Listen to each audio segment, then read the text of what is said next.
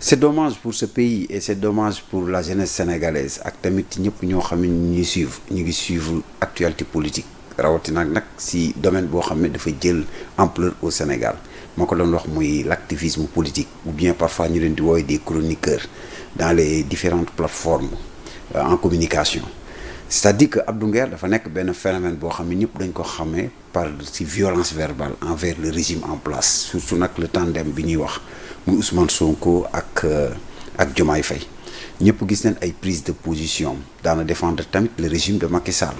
tey nag bu contournement amee à chaque fois comme li may waxaat rek dal na fi fan yi suñu le doyen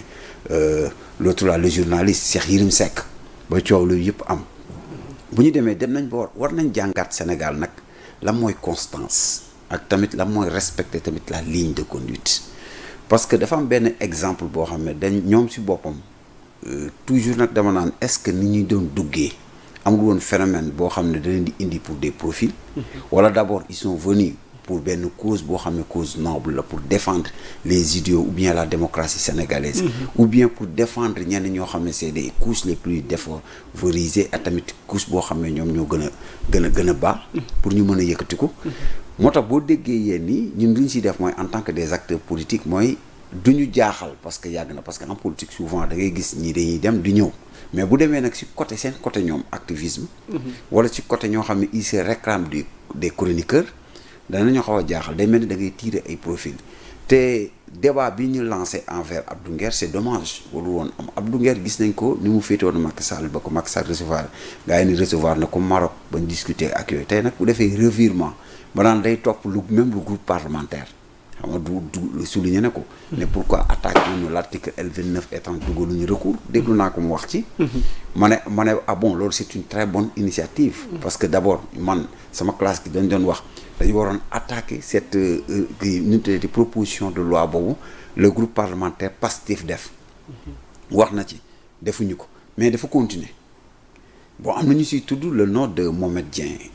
bu ñu rappelé woo Mohamed Dieng a des dossiers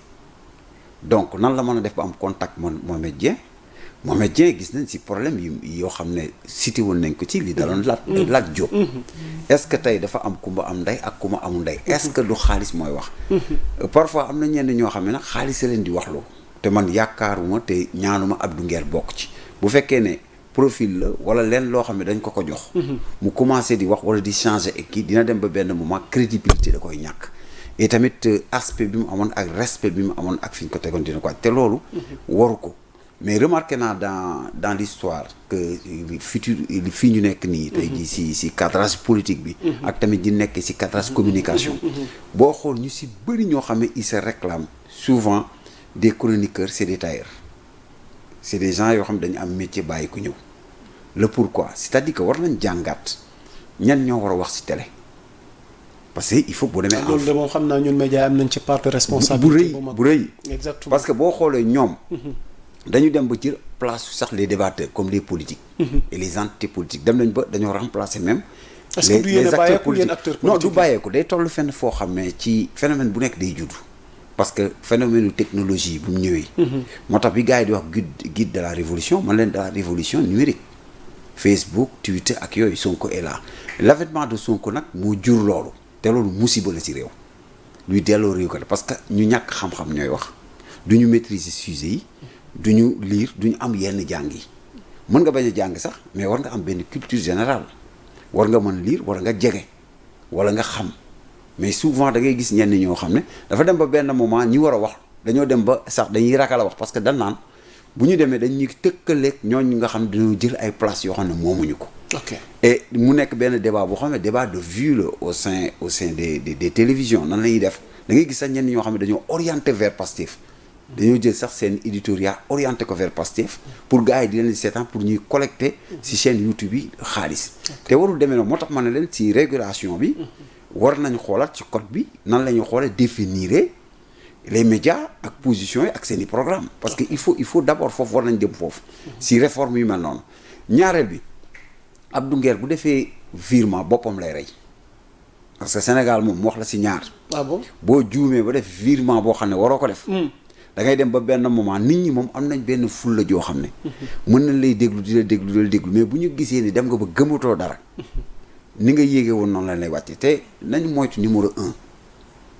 et tamit nañu moytu certains hommes d'affaires parce que am na si ñoo xam ne ils ont leurs moyens mais il faut que ñoom canal boo xam ne moo leen di communiquer canal boobu ngay communiquer c'est lui qui paye commande lay doon bu fekkee ne moom dañ koy fay xaw ma nag waxuma am na ñoo xam ne on les paye c'est-à-dire que dañ leen jox non nit ñi ngi koy remandat exactement souvent moom nag warul bokk ci ñoom parce que dafa porté woon benn combat ci Adji Sarr ba agsi fii bu demee nag ba revirement te je ne pense pas que ne Abdou Nguer bon yaa àdduna moom am na lu nekk dem ba tourné ñu ne léegi ma nga fële bon beneen domaine la mais tamit les politiques dañ ciy tirer profit ok parce que bu ñu gisee yenn nit ñoo xam ne am nañ tur nga nekk au pouvoir xam ne carrément mun na nekk danger da nga koy jéem a toucher pour indi ko sa boor mais boo koy souvent nag c'est des stratégies en communication politique mooy bu ma jege mais fexeel ba sama adversaire ni nga àndoon ak moom fexeel ba yàq ko benn mu beese wu yow nga ñëw mais bu may jege yooyu day am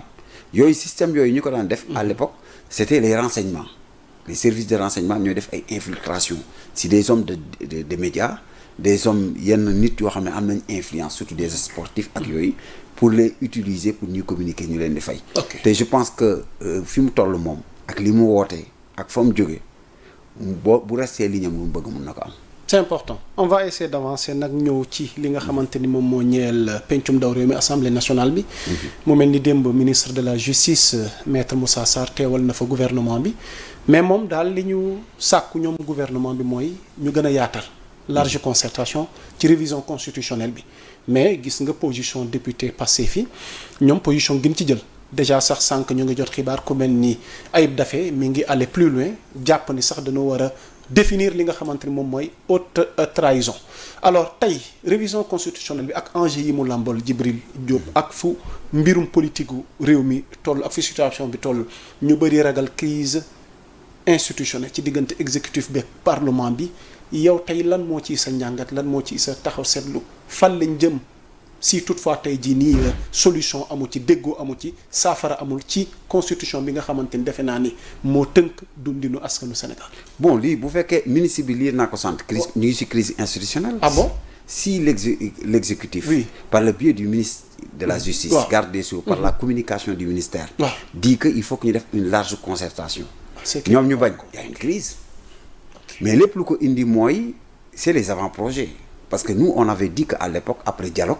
dañu war a mettre benn commission de suivi. donc ça a été débat. ci dialogue oui dafa war a nekk de chaque dialogue. waaw de 1974 76 lañ njëkk a def 78 92. 98 2004 2005 préparation des élections ba si dernier dialogue boo xam ne avec Macky Sall en 2023 dafa daan am lu ñu naan comité de suivi moom moo doon jël. d'abord li ñu naan synthèse yu ñu doon def ak tamit les avant bu ñu présenter président le document comité de suivi boobu nag moom moo doon def relecture